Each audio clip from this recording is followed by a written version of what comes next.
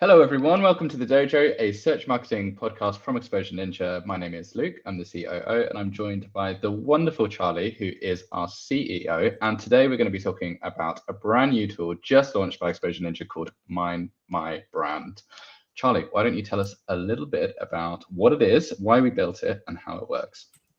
Absolutely. And I couldn't be more excited to be launching it. So Mind My Brand is a new AI search tool that's focused on bringing you insights about your brand's reputation, which is incredibly important if you're the kind of business who is doing branded search, because what you care about is what AI thinks about your brand.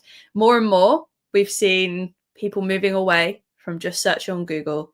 They're searching in ChatGPT, Gemini, Perplexity, and other AI models. And all of these AI models create a story. They create a narrative about your brand's reputation. So in the same way you used to have to think about your brand's reputation on a larger scale, on a traditional offline sense, we're now also having to think about it in an AI search sense as well. So this tool is for all brands, really. It's for SMEs, it's for big businesses, it's for anyone who cares about how AI is describing their brand online. Incredibly important if you are already thinking about or working on your AI search strategies. And the best thing about it is it's super simple and really easy to use.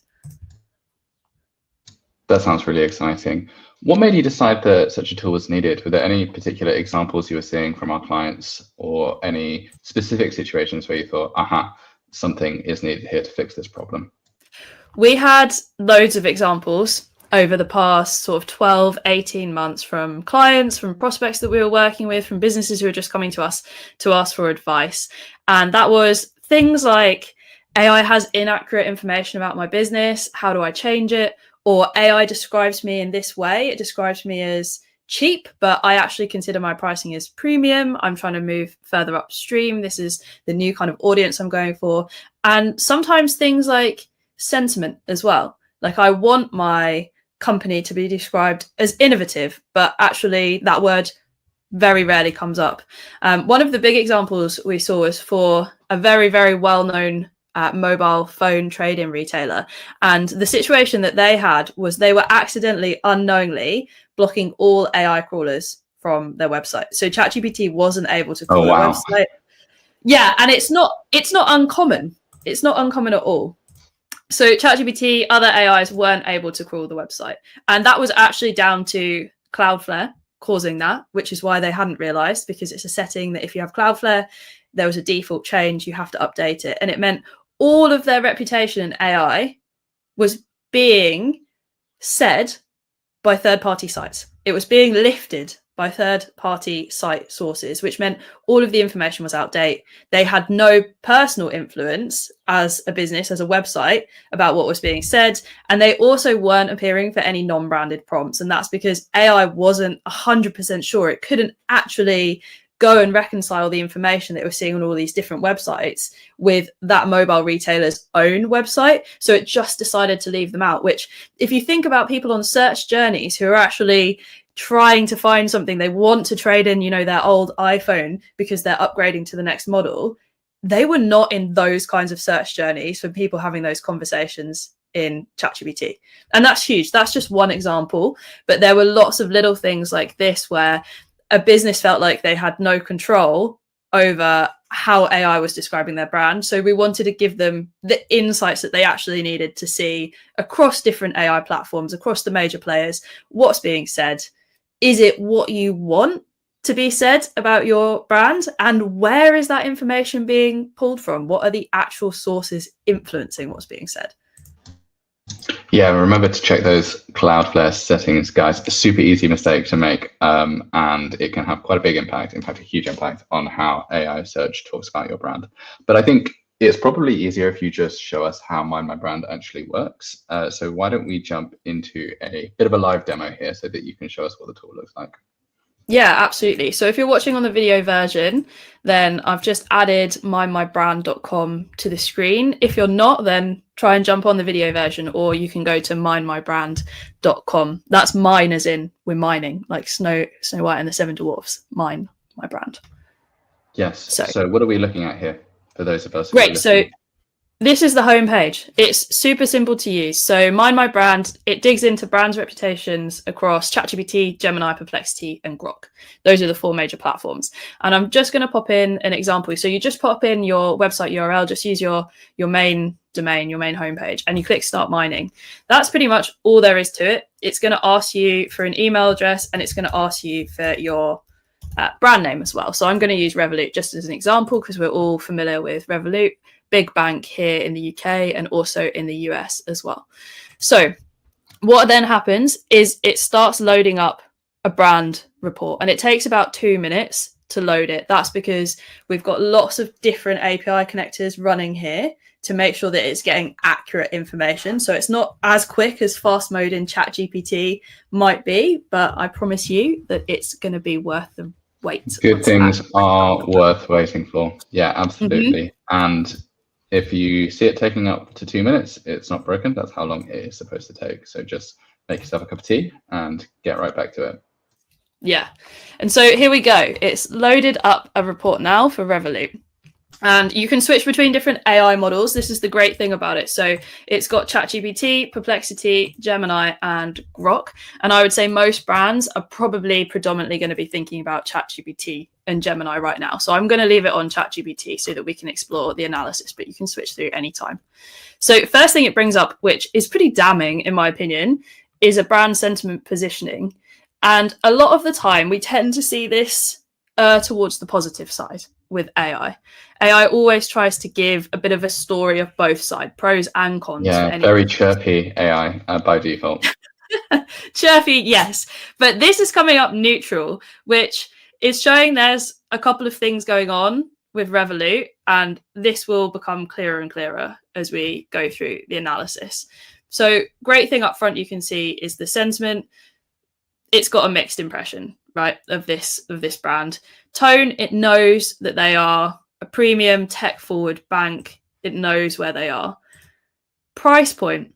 This is incredibly interesting for a lot of brands, is what AI thinks about your pricing, because this is one of the big areas of inaccuracy. And we've had lots of clients feeling that the reflection in AI about where their price point actually isn't necessarily what they want it to be. So Revolut in this one's coming up as mid-range with free entry points and paid subscription tiers. This is obviously a much more complicated product because the product stack underneath Revolut is significant, loads of different types of things.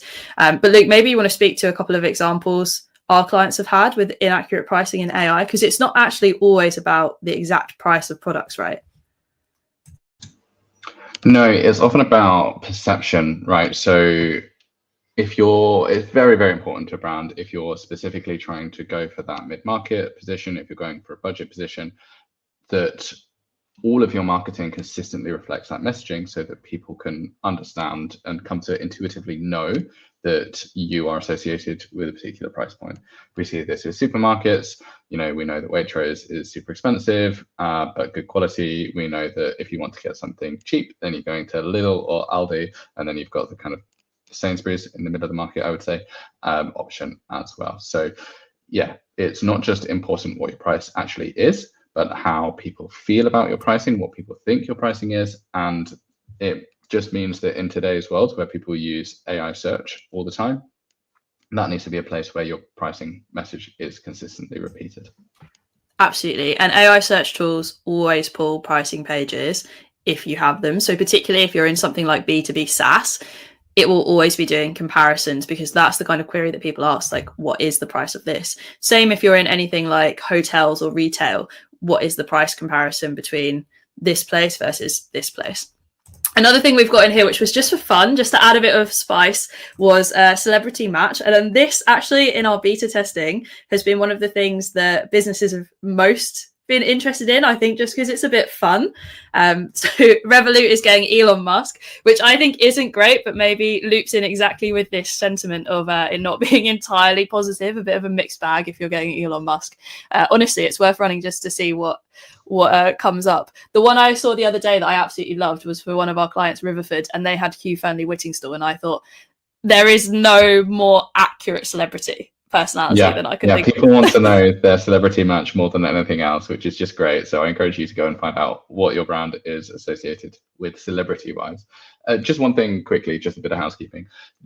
What we're talking about now about Revolut is what the AI search tools are saying about the brand. It's not my opinion, it's not Charlie's opinion. So if the good people of Revolut are unhappy about any of this, then take it up with Sam Altman and the AI search guys, or do some AI search marketing of your own to reset the reputation, which is something we'll probably talk about a little bit later.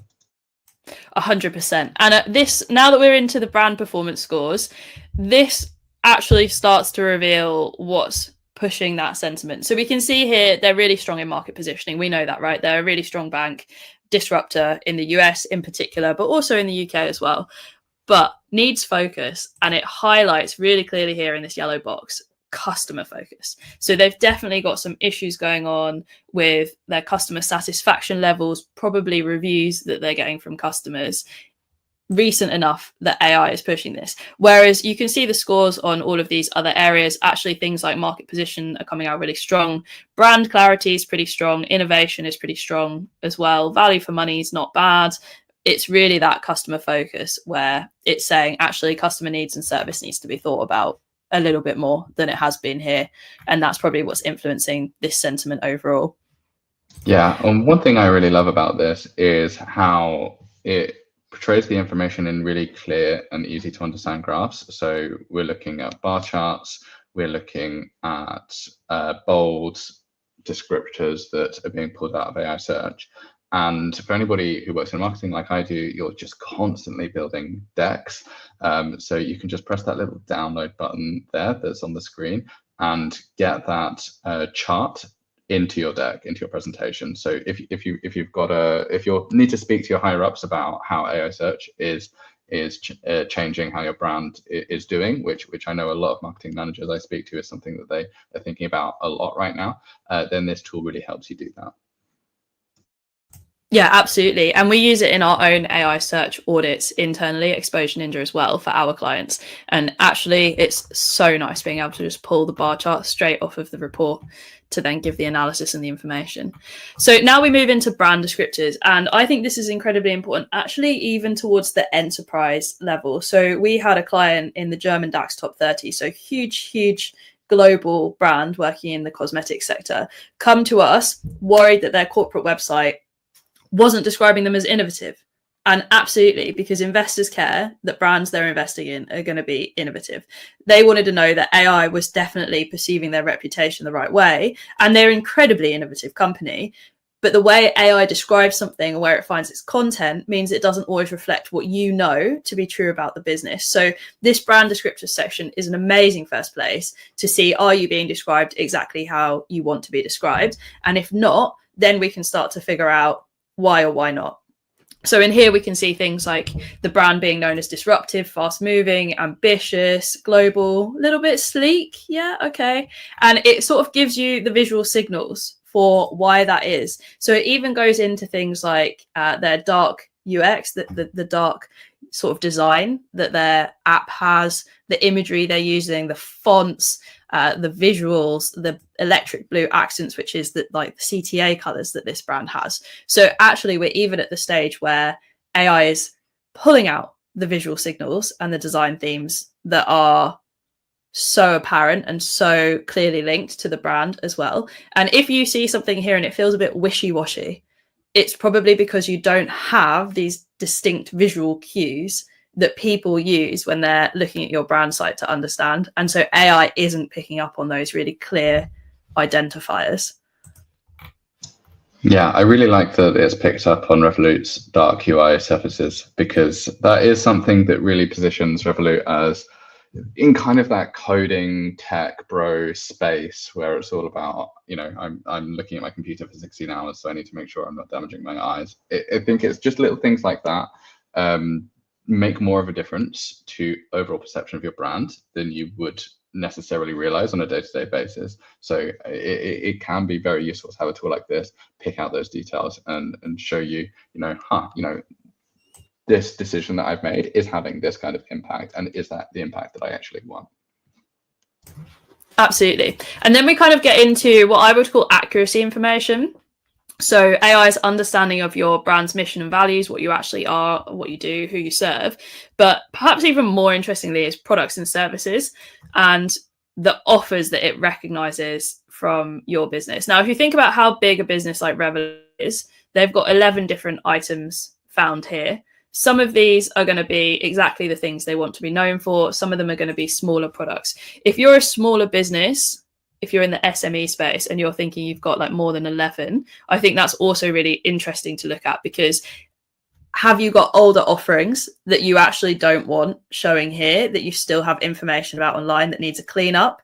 Are you perhaps going too broad, too wide in the market, and AI is diluting its focus because it doesn't understand what your core priority service and products actually are? Or have you got a list where you read it all and you think, 100%, that's absolutely accurate for what we do and what we want to be known for as well? So we can see here like personal current accounts at the top, debit cards. These are probably two of the main things that Revolut want to be known, because it's actually their main straight to direct consumer offer.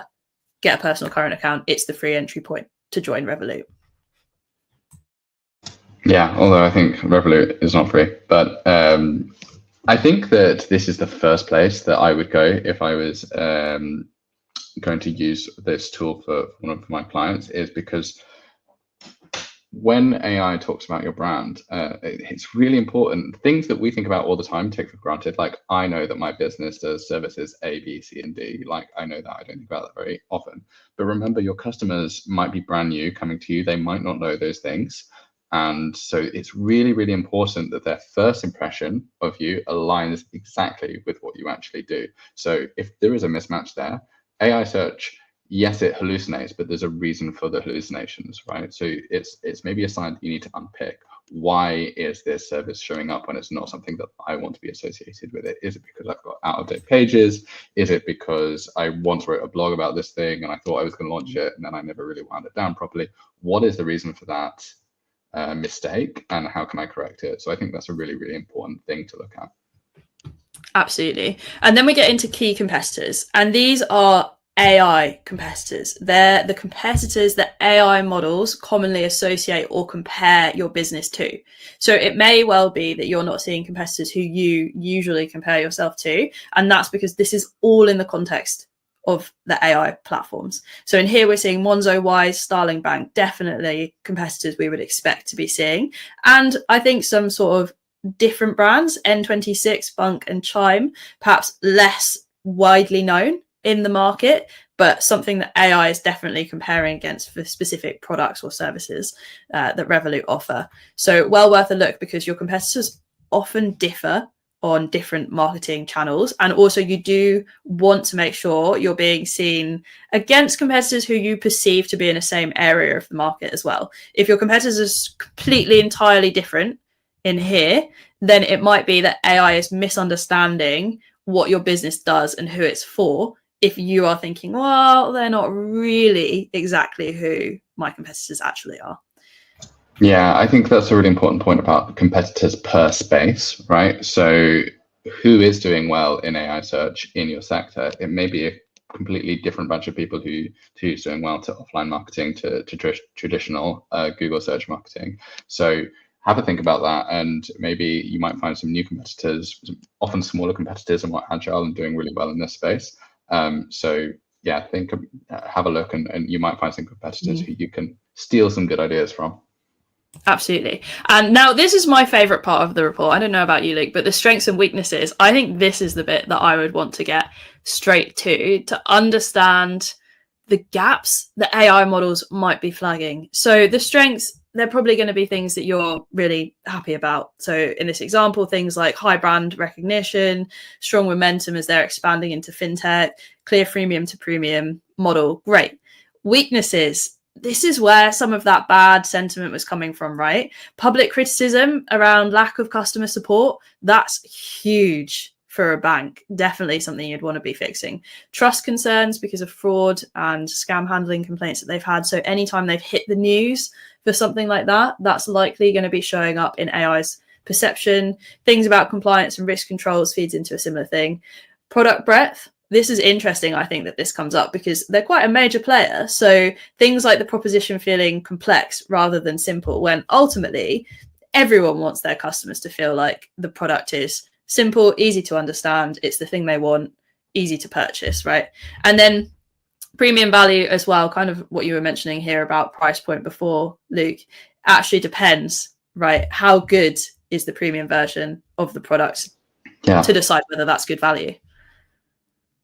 Yeah, I think that this is definitely something that I would be downloading and putting into my presentation if I was going to work on a particular marketing campaign for a particular area of the brand. You know, I want the higher ups to see, you know, we've got weakness A, B, and C, and we're really going to focus on those three and expect to see some movement on that. Can I just ask you to, like, so at the moment we're looking all at ChatGPT, but the good thing about the tool is that it actually takes all of this information from different LLMs. So you can see how the strengths and weaknesses vary somewhat by platform just by clicking at the top across ChatGPT, Perplexity, Gemini, or Grok, depending on what you're most interested in. Yeah, and they describe it slightly differently as well. So I've just switched into Gemini, for example, and now it's saying customer service response times can be slow. So it's raising a similar issue around customer service, but actually the slow response times wasn't something that ChatGPT specifically described. So there's definitely variations between different ones. Yeah. Complexities flagging toxic culture, for example, allegations of that. So these are really, I think the interesting point for marketers, right, is a lot of what comes into AI's understanding of a reputation here goes beyond just the marketer's job, just the SEO or the content person's job within the team. These are bigger issues within the business that you want to raise to senior stakeholders to say, okay, what is the business doing so that marketing can make sure they're correcting the narrative, that they're putting out the right story for the business based on all of the actions that are being taken internally. Ultimately, not marketing's job to organize the support function. No, but you know, I've never met a marketing person who didn't want to be in a room with products at the same time to try and influence decisions. Yeah, absolutely. Right. And then it goes into target audience, identity, clarity, which is, you know, how clearly and consistently the brand story has come across to AI. This is really important in AI because when AI is getting results, it's pulling from lots of third-party sources as well as your own website in order to make a clear narrative. It's basically fact-checking itself across lots of different sources online, and it wants to see the same story, the same truth points coming up to understand who the brand is, what it does, and who it does it for. So if you've got mixed messaging on different websites, then that will cause confusion there. And that's actually really, really common with a lot of businesses because there might be something published from, you know, Best Companies Review back in 2015 that's pulling all sorts of random information that you didn't mean to be shaping the narrative for your brand. Well, a lot of people that I speak to don't realize that the first step of AI search marketing is making sure that you're very clear on your marketing, right? What do you want the public to think about your brand? And how can we make sure that that messaging is consistent? If you don't have that right, then you're not going to do well in any of the different channels. Yeah, and then I'm taking us to the last section, which is reference sources. And I think this is incredibly exciting because, right, Mind My Brand is all about AI insights about your brand. These sources, these links, these articles that are published online are the ones that are really influencing how your brand is perceived in AI. And again, these change when you switch between different platforms. So we're just looking at ChatGPT right now. And you can see that in this set of reference sources, so it's showing 6 on screen at the moment, there's a few from Revolut. So about half of these are from Revolut's own website. And interestingly, it's pulling from both pricing pages, but also their DEI, their diversity, equity and inclusion pages. So it's actually also considering all of their internal policies, which will also be relating to their own staff and their own team. And then it's also pulling from some really big sites. So we've got time.com in here, we've got Money Week, and we've got BBC I as well, news article around the firm that came out a little while ago. And it's using all of these sources in order to communicate this brand reputation. This is where it's getting the story from. So it's incredibly important. Yeah, and I think it just goes to show a lot of people think, you know, oh, I won't do anything about AI search because there's nothing I can do to influence how these tools are talking about me. But in this case, there's 3 pages right there that we know that the tool is using those pages to generate its overall story about a business, and the brand controls these pages. So maybe if your pricing offering is being reported as complex, then you want to take a look at your pricing page. And okay, you're not going to be able to change the whole pricing structure overnight, but you can change how that information is presented and make it so that users have an easier time understanding it. And just little things like that can quite quickly have a big impact on how your brand is perceived by these AI search platforms. Yeah, absolutely. I think this is probably the most actionable part of the whole report, because it gives you like the under the hood details, where you actually need to go to start influencing change. And some of this is on-site content, as Luke says, much more easy and straightforward.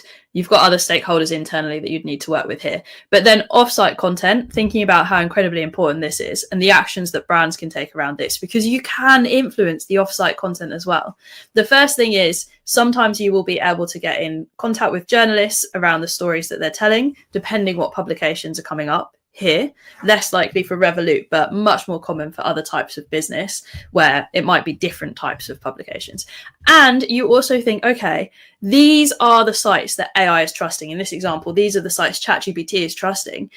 If some of these articles are becoming a little bit old, a little bit outdated, what new content can you get into those publications to start changing that brand narrative in the direction that you want to move now in 2026? How can you move them forward? Because AI sources, you can gazump them. Old content will eventually be filtered out of AI and new, fresher content will come in. So you can start influencing how the business is seen in AI over time with this content creation. So you need to be thinking about both your on-site and your off-site content. And if you want to use Mind My Brand, it's completely free. You can jump on to get a run of the insights. You just need to put in your website address, go to mindmybrand.com. There is a premium version available if you want extra insights, and every user has a free version they can run every month. But it's worth knowing that we do know your email address and the IP address, so you can't run multiple reports on different email addresses. It's capped to just 1 a month, which is great. If all you need is 1 a month and you want to check your business monthly, that works for everyone. Yes, that's an ironclad security system that you will be unable to get around. How much does the premium pricing cost, and what do you get for that? Yeah, the premium pricing is $10.99, and what you get for that is 20 reports plus pro version insights. So I just showed you a full breakdown of all of the insights available. Some of those are premium features, so you get much more information. But if you're a marketer working across multiple brands, if you're a consultant or if you're agency level, then 20 reports means you can get it across multiple clients. Yeah, and the other thing it does is it saves your historic reports so that you've got a log of all of the different reports you've ran. So if you want to have historical benchmarks and then run it time and time again, run it every month, and then have a record of that so you can see how brand perception changes over time, which is, very good if you need to prove your KPIs to a senior stakeholder, then the premium option might be for you. Absolutely. Right. Thank you so much, everyone, for tuning in today. If you have questions about Mind My Brand and the actual insights that you're getting from the report, then you can drop us an email anytime at hello@exposureninja.com. Or if you want to get me directly, please absolutely feel free. You can always find me on LinkedIn, and I love to have a LinkedIn message to talk about AI search. There's nothing I'd rather be doing than having a chat about AI search. So run the report, let me know what you get. And the thing I want to see is a post about your celebrity match. Who is your celebrity match for your business? That's the question that we all want to know. That's the only important question of the day. Exactly. Who else got Elon Musk, and who would want to admit that publicly on social media? Let's find out. And how many Hugh Fearnley Whittingstalls are there? I suspect not many, though. All right. Thank you, everyone, for joining Luke and I on the dojo today, and we'll see you next week. Thanks, Charlie. Bye. Bye.